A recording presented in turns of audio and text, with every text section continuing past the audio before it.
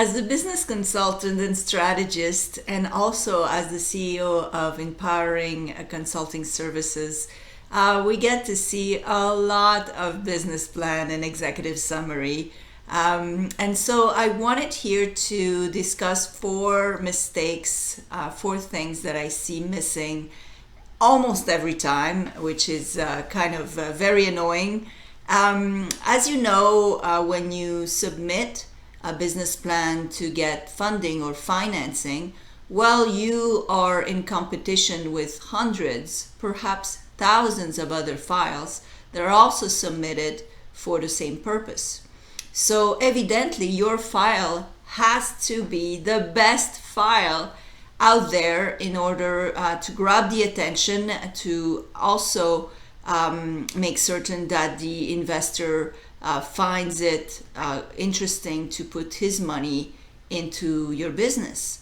So what I've noticed is that when people write a business plan, they don't put themselves in the shoes of the investor.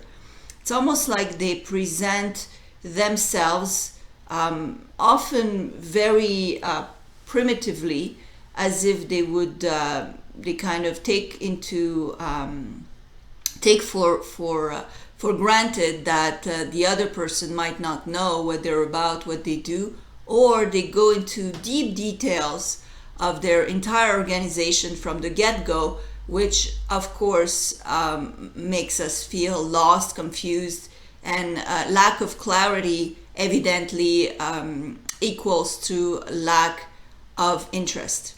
So when you create a business plan, make sure that it has all the elements that to convince an investor to grab your opportunity.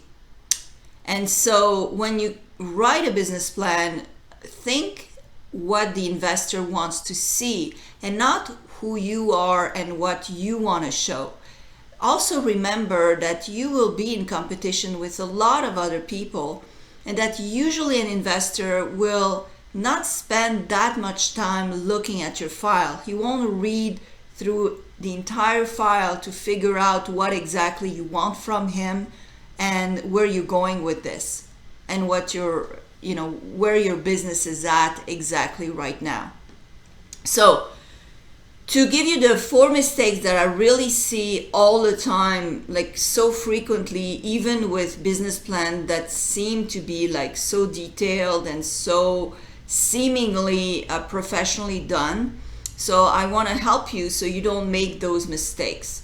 So the first is the first mistake that I see is that there's too much description of the project from the get-go. So we get into way too much information from the get-go.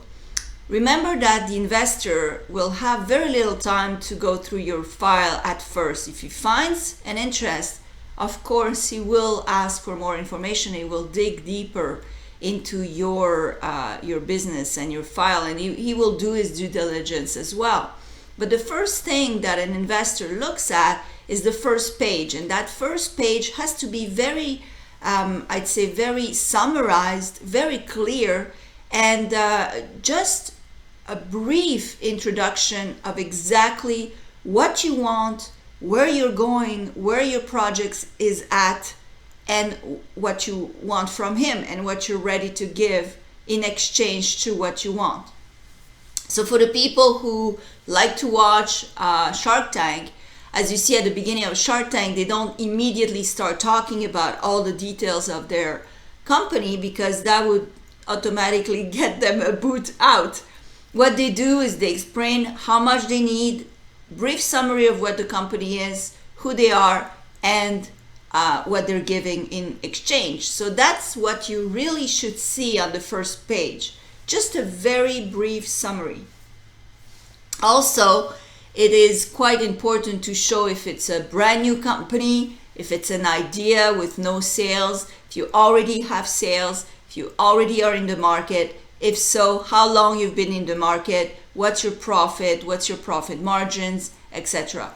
So to give the investor a first look that is impeccable, clean, and attractive, I'd say.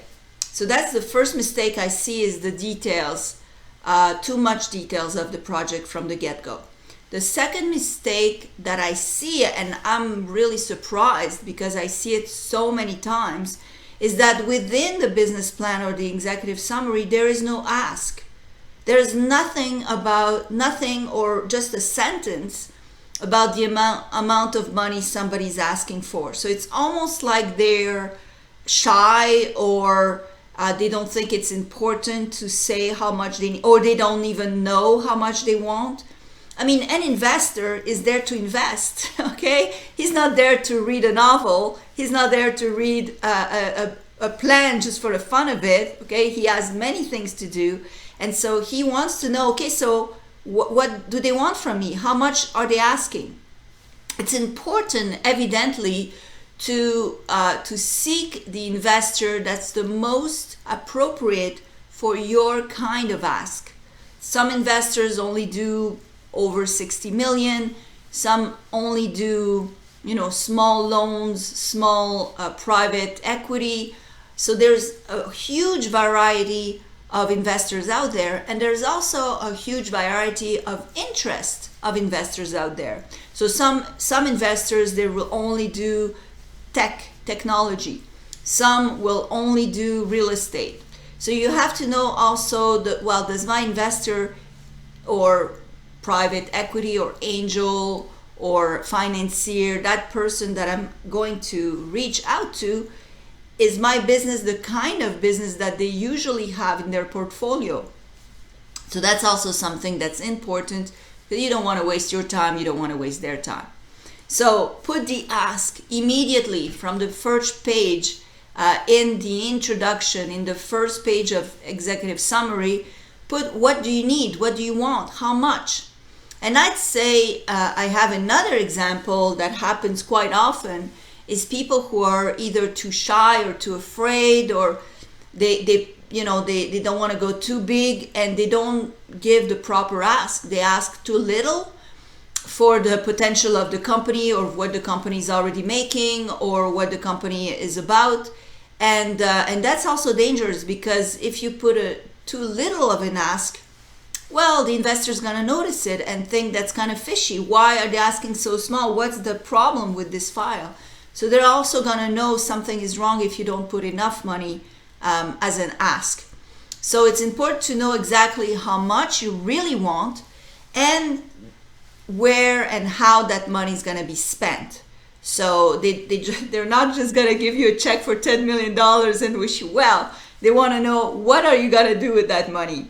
Okay, why do you need that money? How is it going to be spent? Is it because it's a startup? Do you need startup funds? Is it to buy inventory? Is it to buy machinery? But there are some lenders and financiers that only do machinery, that only do equipment financing, for example. So you have to discuss exactly why they need that money, how it's going to be used. And really, I tell you, so many times I don't see it in the business plan, and I find it catastrophic. So third, a majority of people, more than 90% of the files I see don't show how much money they've already put in the company. And that's important, because a lot of investors, they want to know that you have skin in the game. So they want to know how much you already spent in that company, and where did the funds come from. So did they come from your family inheritance? Did they come from another business, a loan? Are they going to be the first money in, or do you already have something, some debt? Okay, so that's also important to put in the file. And the last thing is to showcase a little bit about you as the, if you are the main project owner, to give a little bit information about you. But a lot of people, what I see is they put their bios, but they put it like a resume or a bio. And yes, it could be, great to have your resume in there, but remember again, the investors don't have much time to go through the entire resume.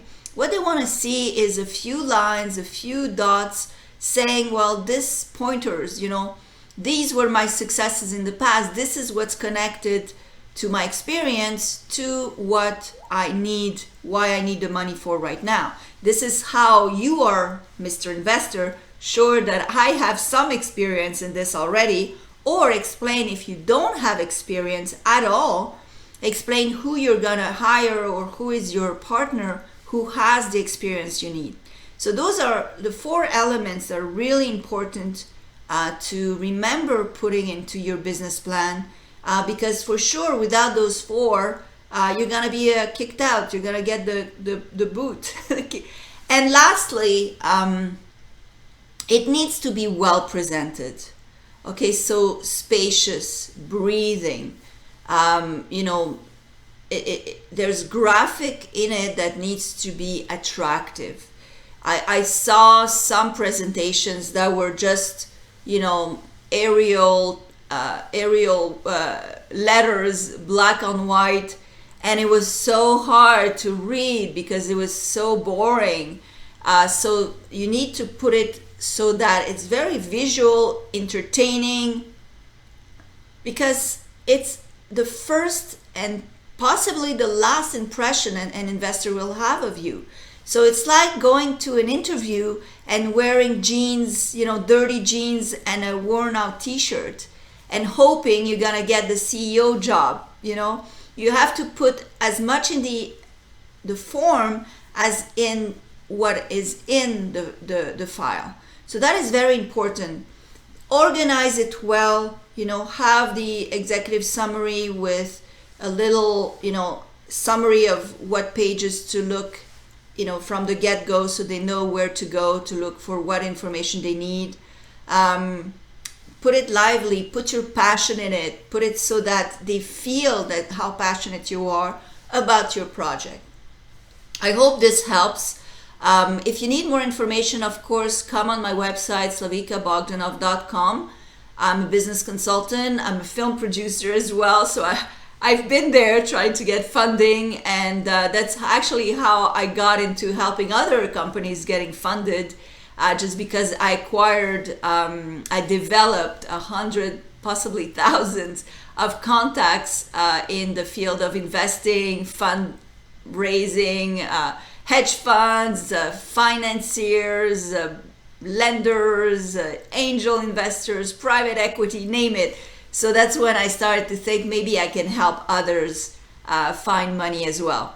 So I hope this helps. Please subscribe to my YouTube channel. There'll be more interesting videos as this one, helping you with your business growth. Hope that helps you.